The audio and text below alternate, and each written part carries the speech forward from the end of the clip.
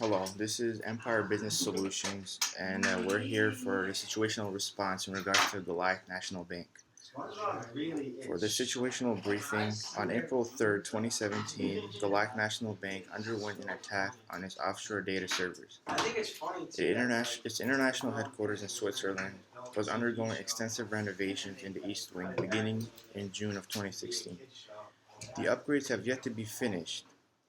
6 contractors were hired from a known and trusted company. Only 2 have had access to the areas which contain sensitive information. On the morning of April 5th, Goliath contacted Empire Business Solutions firm when they detected a breach. The same day, we dispatched our assets to Switzerland to begin our risk control and assessment measures. On the 7th, we identified the primary source of the incident and reported to Goliath accordingly. For the identification of the source, using our assessment tool, we began by familiarizing ourselves with the architecture as shown by Phase 1. It pretty much is an understanding of the infrastructure to identify weak points and to establish a full-blown action plan in that sector. It's also gaining full overview and take on the associated risks we face as a result of the insider threat. Likewise, understanding the value of the company assets at risk along with the approximate value of intellectual and technological property. For the detection of the threat, by establishing proxy targets and learning the attacks, we have set up detection measures. The detection and documentation of normal day-to-day operations. This also includes outlining events that may pose a risk or be a flag toward a future threat. This is to ensure every employee has a set of stone of understanding of who to look for and take head of. Likewise, the assigned employees to insider threat response or data monitoring must be highly versed with the general norm to fully comprehend the scope of the organization's risk. For the application, the use of virus and malware scanners in combination with the use of log correlation or system information event management engines for accurate detection.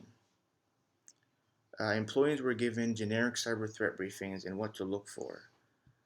The continual evaluation is a frequent and consistent evaluation of personnel to understand and identify long-term and short-term habits. Awareness training. This was very important for implementing of active communication regarding insider threat reminders, programs, reporting procedure, as well as what to look for. And for the foreign code, the identification and notification of foreign code. In this case, the organization's reporting procedures would be initiated. External devices and code. The identification of mobile code, foreign storage devices, file transfer, and anonymous usage of servers. And for finalized detection, the attack was appointed to remote access via a new wireless terminal in the West Wing. We identified that only 2 of the 6 contracted companies had access to wireless network capabilities. They are Cablecom and DFI. Based on the access times, we detected that only DFI employees were in the West Wing at the time of the attack. We identified DFI as the lead suspect on April 10th. As per protocol, local law enforcement officials were notified. The incident was logged and there was a press release issued. Additionally, stakeholders were notified of the incident. In our protocol, we have a information sharing consistency. Information is shared consistent with the established plans to ensure adherence and fluidity. Stakeholder coordination, the organization works with and allows for a level of understanding, trust in their stakeholders to ensure a level of information sharing. And external cooperation, the usage and acceptance of external help for response measures to completely and thoroughly respond, gain insight, and know when to reach out in a secure manner for help with complex or expanding situations. Additional response measures. As per identification of weaknesses in conjunction with Goliath's information security personnel, we established new security measures to protect against future incidents. In addition, based on the evidence gathered, the Swiss police were able to execute 4 arrests of employees tied with DFI who had direct access to the assets. The arrests were made on April 18th and the charges of espionage and unlawful information sharing were arranged on April 20th.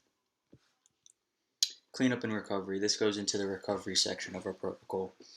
A final press release was issued following the arrests and reaffirmed Goliath National Bank's international image. Security measures have been updated and stakeholders were compensated for any loss incurred. Public relations management. The organization will have an active presence to keep the public informed on the matter and the continual document of incident in light. Internal communication. The organization works with and allows a level of understanding and trust in their stakeholders to ensure a level of information sharing. Regulatory reporting. As required by regulatory reporting post the incident to the firm's financial reports, inform state and regulatory authorities of the incident as required by law. And finally, a post-incident analysis. In accordance with our guidelines, we conducted a post-incident analysis. The overall security measures in place by Goliath National Bank warranted 77%.